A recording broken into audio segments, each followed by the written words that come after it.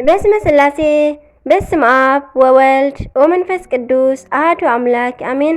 ሰላም እግዚአብሔር አምላክ ምስ ኩላትኩም ይኹን። ስድራ እግዚአብሔር አምላክ ከመይ ውዒልኩም? ኣነ እግዚአብሔር ይመስገን። ክብሪ ይስፋሕ መድኃኔዓለም ኣቦይ ጽቡቕ ውዒለ ከምቲ ኣነ ጽቡቕ ዝወዓልክዎ ጽቡቕ ውዒልኩም ክትኮኑ ድማ ናይ ኩሉ ግዜ ተስፋይን ትምኒተይን እዩ። አሜን። ስንክሳር ዘወርሃ ጥቅምቲ 17 ስንክሳር ልሰምዕ ዘንብብ ፍቕሪ ጎይታ ኣብ ልቡ ይዕንብብ ሓለዋን ጸሎትን ናይ ቅዱሳን ድማ ይረክብ። ዝክረ ጻድቅ ለዓለም የሉ ዝኽሪ ናይ ጻድቅ ንዓለም እዩ ዝነብር። ካብ ኩሉ ክፉኡ ዘበለ ክድሕኑ ንቅዱሳን ተማሕፀኑ አሜን። ወላዲተ አምላክ ቅድስተ ቅዱሳን አንደበት ኩነኒ። በስመ አብ ወወልድ ወመንፈስ ቅዱስ አሐዱ አምላክ አሜን። ጥቅምቲ 17 ቀዳሜ ሰማዕት ቅዱስ እስጢፋኖስ ዝተሸመሉ ዓመታዊ በዓል እዩ። ቅዱስ ፊልያስ ብሰማዕትነት ዓረፈ። አቡነ ዲዮስቆሮስ ካልኣይ በዓል ዕረፍቶም እዩ። ኣደ ናይ ነቢይ ሳሙኤል ናይ ቅድስቲ ሃና ድማ ልደታ እዩ። ሓው ንቅዱስ ባስልዮስ ናይ ቅዱስ ጎርጎርዮስ እውን ናይ ዕረፍቱ በዓል እዩ። በረኸቶም ይሕደረና አሜን። ሰማዕት ቅዱስ እስጢፋኖስ ሊቀ ዲያቆናት ወቀዳመ ሰማዕት ቅዱስ እስጢፋኖስ አቦኡ ስምዖን ይበሃል። ኣዲኡ ድማ ማርያም ስና ይበሃሉ። እስጢፋኖስ ማለት ብናይ ግሪክ ቋንቋ ጸጥታ ወይ ከዓ ወደብ ኣኽሊል ማለት እዩ። ነገደ ትውልዱ ቢንያማዊ እዩ። ጥሪ ዕለት ሓደ ተወልደ። ወለዱ ፈራሕቲ እግዚአብሔርን ኣመንትን ነበሩ። ዝተወልደላ ቦታ ሃኖስ ወይ ከዓ ከለዳዊ እያ ትበሃል። ኣብ ዘመን ሐዋርያት ንዝነበሩ ማሕበረ ምእመናን ኣብ መንጎ ናይ አረማውያንን ናይ ኣይሁድን ኣንስቲ ክርክር ተላዒሉ ምንቅቃፍ ምስ ኮነ ንምእመናን ብግቡእ ዘመሓድሩ 7 ዲያቆናት ተሸሙ። ካብዚኦም ሓደ ዝኾነ ድማ ቅዱስ እስጢፋኖስ እዩ። ቅዱስ እስጢፋኖስ ናይቶም 6 ዲያቆናት ሓለቓ ሊቀ ዲያቆናት ኮይኑ ንምእመናን ብግቡእ እናስተምሃረ ተኣምራት እናገበረ ብብርቱዕ ሊቀ ዲያቆናት ኮነ። ካብ ዝገበሮ ተኣምሩ ድማ ኣብ መጽሓፈ ገድሉ ከም ዝተጻሕፈ ንኦድ ዝተባሃለ ጠንቋሊ ናብ ሓደ ብዕራይ ከይዱ ኣብ እዝኑ ሕሹኽ እንተበሎ ብምትሃት ናብ ክልተ ተኸፍለ። ቅዱስ እስጢፋኖስ ድማ ካብ መንፈስ ቅዱስ ብዝተውሃቦ ጸጋ ነቲ ዝተመቕለ ኣጋጢሙ ነቲ ዝሞተ ብዕራይ ኣተንስኦ። ነቲ ብዕራይ ንናኦስ ንዓ ኢልካ ጸዊዕካ ኣምጽኣዮ በሎ። እቲ ብዕራይ ከም ኣድጊ በልዓም ከም ሰብ ኣፍ ኣውፂኡ ንናኦስ ቅዱስ እስጢፋኖስ ይደልየካ ኣሎ ኢሉ ጸውዖ። ኣቐዲሞም በዚ ጠንቋሊ ዝታለሉ ዝነበሩ ህዝቢ ዝተገብረ ተኣምር ብምርኣይ ኣሚኖም ተጠመቑ። በዚ ምኽንያት ኣብ ኣይሁድ ቅንኣት ሓደረ። ኣብ ልዕሊ ቅዱስ እስጢፋኖስ ክፉእ ንኽፍጽሙ ከዓ ኣበጋገሶም። ኣብ ዘመነ ሐዋርያት ኣብ ኢየሩሳሌም ጥራይ 480 ምኩራባት ነበራ። እዘን ምኩራባት እዚኣተን ብናይ ዝተፈላለዩ ሃገራት ኣይሁድ መዕረፊኦም ኢሎም ዘስርሕወን ንደቆም ትምህርቲ ዘምህሩለን እውን ኣብኡ ብሓደ ነበረ። ካብዚኣተን ከዓ እተን 5 ምኩራባት ንቅዱስ እስጢፋኖስ ክቐትልኦ ተሰማምዓ። ንሳተን ድማ ኣብሮም ዝነበሩን ድሓር ካብ ባርነት ነፃ ዝወፁ ኣይሁድን ዘስርሕዋ። ካልኣይ ናይ ኤሮን ኣይሁድ፣ ሳልሳይ ናይ ቂልቅያ ኣይሁድ፣ ራብዓይ ናይ ንእሽቶ እስያ ኣይሁድ፣ ሓምሻይ ናይ እስክንድርያ ኣይሁድ እየን።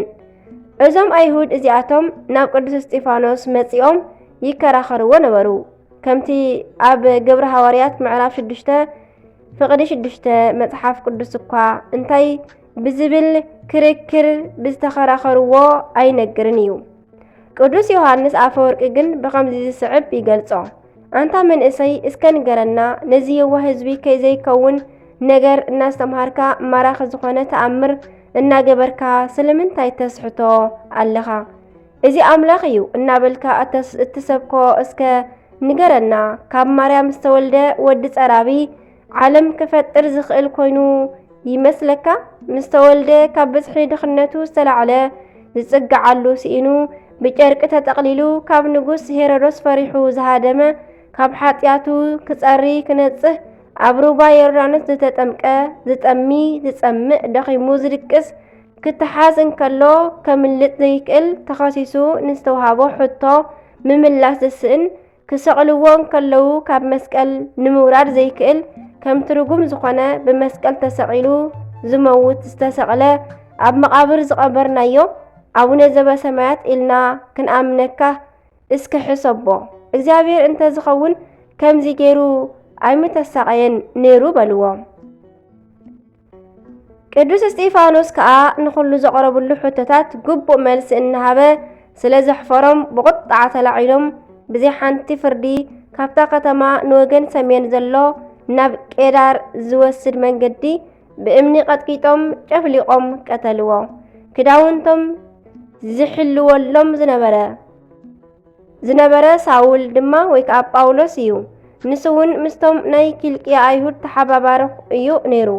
ቅዱስ እስጢፋኖስ ንሰማይ ቅንዕ ኢሉ እንተረኣየ ምስጢረ ስላሴ ዝተገልጸሉ ቀዳማይ ሰማዕት ነቶም ብእምኒ ዝቐትልዎ ዝነበሩ ከምቲ ናይ ጎይታ ይቕረበለሎም ኢሉ ጸለየ። ብእምኒ ክቐትልዎ ከለዉ ኦ ጎይታዬ ነፍሰይ ተቐበል በደለይ ሕደገለይ ክብል እንከሎ እዩ ሰማይ ተኸፊቱ ዝረኣየ። ግብረ ሐዋርያት ምዕራፍ 6 ፍቕዲ 7 ዕረፍቱ። ቅዱስ እስጢፋኖስ መስከረም ዕለት 15 ፍልሰተ ስግኡ ክኸውን እንከሎ ጥቅምቲ 9 ከዓ በዛልሙዓንቲ ከዓ ቅዳሴ ቤቱ እዩ። ጥቅምቲ 17 ሊቀ ዲያቆናት ተሾመ። ጥሪ ዕለት 1 ከዓ ቅድስቲ ነፍሱ ንእግዚአብሔር ዝሃበላ ዕለት እያ። ናይ 15 መስከረም ስንክሳር ከምዚ ዝስዕብ ይብል። ንቅዱስ ንጉስ ቆስጠንጢኖስ ኣብ ዝነገሰ ናይ ቅዱስ እስጢፋኖስ ስጋ ኣብ ዝነበረሉ ከባቢ ናይ ጋማልኤል ትበሃል ቦታ ልኪያኖስ ዝተባሃለ ሰብ ነበረ። ነዚ ሰብዚ ቅዱስ እስጢፋኖስ ብሕልሚ እናተገልጸ ኣነ እስጢፋኖስ እየ ስጋይ ኣብዚ ቦታ እዚ ተቐቢሩ ኣሎ ይብሎ ነበረ። እዚ ሰብ እዚ ንናይ ኢየሩሳሌም ኤጲስቆጶስ ኩሉ ዝረኣዮ ነገሮ እሞ ንሱ ከዓ ብክብርን ብምስጋናን ንመቃብሩ ኩዒቱ ኣውፂኡ ናብ ጽርሐ ጽዮን ወሰዶ። ድሕሪኡ ኣብ ቆስጠንጥንያ ዝነብር እለ እስክንድሮስ ዝተባሃለ ጽብቕቲ ቤተ ክርስቲያን ኣሰሪሑ ስጉኡ ኣብኡ ኣጋዓዞ። ንሱ መይቱ ድሕሪ 5 ዓመት ኣብ ጎድኒ እስጢፋኖስ ቀበርዎ። ሽዑኡ ሰበይቱ ናይ ሰብኣያ ሬሳ ኩዒታ ናብ ቆስጠንጥንያ ክትወስድ ክትብል ተጋግያ ንናይ ቅዱስ እስጢፋኖስ ኣስከረን ካብ ዝመውት ድሕሪ 300 ዓመት ኣብ መርከብ ጽዒና እናተጓዓዘት ካብቲ ሳጹን ጥዑም ሽታ ምስጋና መላእኽትን ተሰምዕ ነበረት። ሽዑኡ ናይ ቅዱስ እስጢፋኖስ ኣስከረን ምዃኑ ፈለጠት። እዚ ከዓ ፍቓድ ኣምላኽ ከም ዝኾነ ተረዲኣ ንኢየሩሳሌም ክትመልሶ ኣይደለየትን። ከይዳ ከዓ ንንጉስ ነገረቶ። ነሱ ምስ ጳጳስ መጺኡ ብኽብሪ ተቐቢሎም ናብ ቤተ መንግስቲ ኣእተውዎ። ብዙሕ ተኣምራት ከዓ ኣርኣየ። እቶም ተጻዒንዎም ዝነበረ ኣፍራስ ቆስጥንጥንያ ድማ ኣብኡ ምስ በጽሑ ብምኻድ ኣብዮም ቆሙ። ዋላ እንተኸትከትዎም እንተሃረምዎም ኣበዩ። ሽዑኸ ናይ ቅዱስ እስጢፋኖስ ስጋ ኣብዚያ እምበርዎ ዝብል ድምፂ ካብቶም ኣፍራስ ሓደ ተሰምዐ።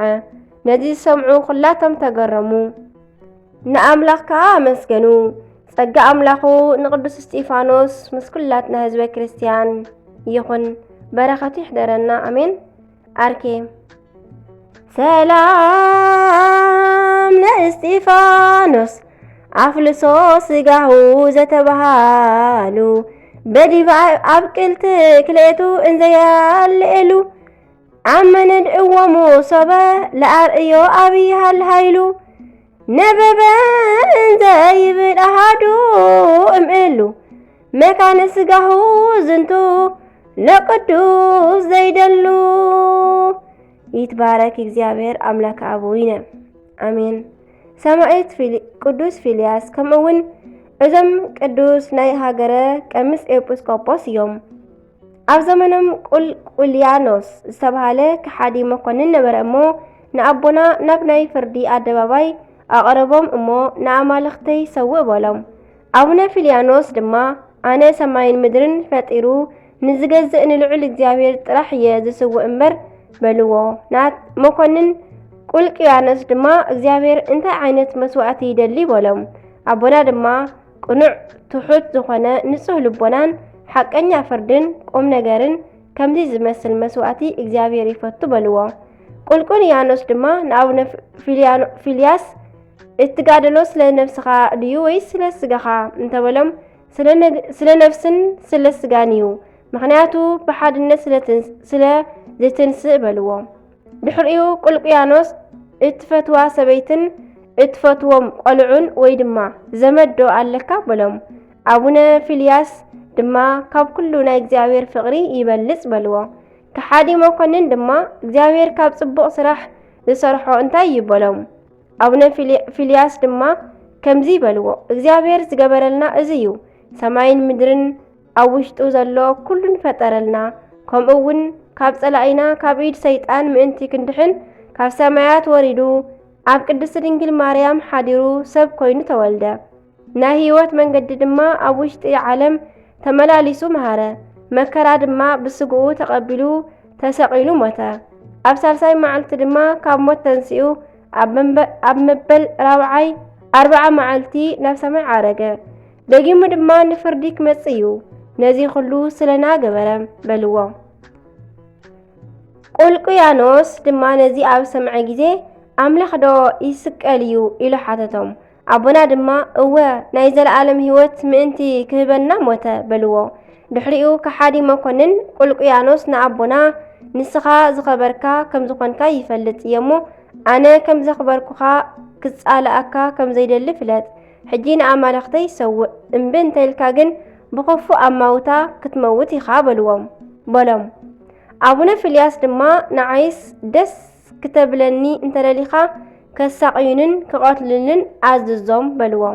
ቁልቁልያኖስ ድማ በዚ ዘረባኦም ብጣዕሚ ተቆጢዑ ናይ ኣቦና ርእሲ ብሰይፍ ምእንቲ ክቆርጹ ኣዘዘ። ንኣቦና ድማ ክቐትልዎም ክወስድዎም ከለው ኣዝማዶምን ናይታ ዓዲ ዓበይቲ ወገናትን ናብኦም መጺኦም ነቲ መኮንን ተኣዚዞም ንኣማልኽቱ ምእንቲ ክስብኡ ንኣቦና ኣእዳዎምን ኣእጋሮምን እንዳሰዓሙ ለመንዎም። ኣቦና ድማ ኣብዚ ጊዜ ናይ ጎይታይ ናይ ኢየሱስ ክርስቶስ መከራ መስቀል ክሽከም ይኸይድ ኣለኹ እሞ ኣንቱም መስሓቲ ካባይ ተወገዱ፣ ካባይ ረሓቑ ኢሎም ገሰጽዎም። ኣብ መቕተሊኦም ቦታ ኣብ ዝበጽሑ ጊዜ ገጾም ናብ ምብራቕ ገይሮም ብምጽላይ ነቶም ምእመናን ናብ ጎይታ ብሓደራ ሂቦም ተፋነዎም። ክሳዶም ንሰይፊ ኣሕሊፎም ሃቡ። እቶም ሰየፍቲ ድማ ናይ ኣቦና ርእሲ ቆረጹ እሞ ናይ ሰማዕትነት ኣኽሊሎም ተጓናጸፉ። ናይ ቅዱስ ፊልያስ ረድኤት በረኸቶም ይሕደረና፣ ብጸሎቶም ይምሓረና፣ ኣሜን። ቅዱስ ዲዮስቆሮስ ካልኣይ። እዚ ቅዱስ ኣቦ ኣብ ዘመኑ ካብ ዘለዉ ትውልዲ ንዕኡ ዝመስል ዘይተረኸበ ብጠባዩ ቕኑዕ ለዋሕ ብፍልጠቱ ድማ ኣስተውዓሊ ብጽቡቕ ስራሑ ኩሉ ድማ ፍጹም ዝኾነ እዩ። ብናይ መንፈስ ቅዱስ ፍቓድ መበል 31 ናይ እስክንድርያ ሊቀ ጳጳሳት ኮይኑ ኣብ ናይ ማርቆስ መንበር ተሾመ። ድሕሪ ሽሞት ድማ መልእኽቲ ጽሒፉ ናብ ናይ አንጾኪያ ሊቀ ጳጳሳት ናብ ኣቡነ ሳዊሮስ ለኣኸሎም። እቲ መልእኽቲ ድማ ስለ ስሉስ ቅዱስ ሓድነትን ሰለስትነትን ዘረድእ እዩ። ከምኡ እውን ስለ ምስጢረ ስጋዌን ስለ ናይ እመቤትና ንጽህናን ጽሒፉ ናብ ኣቡነ ሳዊሮስ ለኣኸሎም። ኣቡነ ሳዊሮስ ድማ ነቲ መልእኽቲ ተቐቢሎም ኣብ ዘንበብዎ ጊዜ ፈጺሙ ደስ ኢልዎም ነቶም ኣብ አንጾኪያ ዝነበሩ ህዝቢ መሃሩሉ።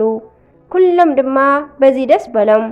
ኣቡነ ሳዊሮስ ድማ መልእኽቲ ጽሓፈሎም እሞ ኣብ ከተማ ኒቅያ ተኣኪቦም ሃይማኖቶም ዘቐንዐ 318 ቅዱሳን ኣቦታትና ኣብ ዘቐንዐት ተዋህዶ ሃይማኖት ኣጽኒዖም ዝሰርሕዋ ቤተ ክርስቲያን ምእንቲ ክትሕሉ ነዚ ንዝኸበረ ኣገልግሎት ዝመረጸካ ንእግዚአብሔር የመስግኖ በማለት ኣብ ተዋህዶ ሃይማኖት ክሳብ መወዳእታ ጸኒዖም ንምእመናን ድማ ከጽንዑ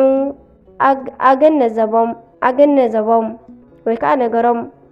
ብዙሕ ድርሳናት ድማ ወሲኹ ለኣኸሎም። አቡነ ዲዮስቆሮስ ካልኣይ ድማ ነቲ መልእኽቲ ተቐቢሎም ነቶም ህዝቢ መሃሩሉ። ኩሉ ጊዜ ድማ ቅዱሳት መጻሕፍቲ ብምምሃር ንምእመናን ኣብ ተዋህዶ ሃይማኖት ምእንቲ ክጸንዑ ብምምሃር ብዙሕ ምስ ኣገልገሉ ሰናይ ኣገልግሎቶም ፈጺሞም ብሰላም ዓረፉ። ረድኤት በረኸቶም ይሕደረና ብጸሎቶም ድማ ይምሓረና ኣሜን። ጥቅምቲ 17 ዝኽበሩ ዓመታዊ ናይ ቅዱሳን በዓላት ድማ እዚኦም እዮም።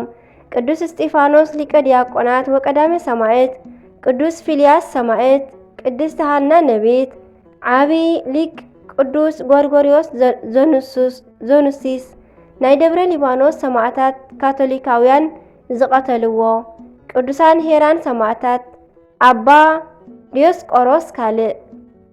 ወርሓዊ በዓላት ድማ ቅዱስ ያዕቆብ ሐዋርያ ወለ ዘብዲዎስ፣ ቅዱሳን አበው መክሲሞስን ዲማቴዎስን፣ አባ ገሪማ ዘመደራ፣ አባ ጵላሞን ፈላሲ፣ አባ ለትጹን የዋህ፣ ቅዱስ ኤጲፋንዮስ ሊቅ ዘደሰተ ቆጵሮስ። አሜን። ስንክሳር ድሰምዕ ዘንብብ ፍቅር ጎይታ ኣብ ልቡ ይዕንብብ ሓለዋን ጸሎትን ናይ ቅዱሳን ድማ ይረክብ። በረኸቶም ረድኤቶም ምስኩላትና ይኹን አሜን።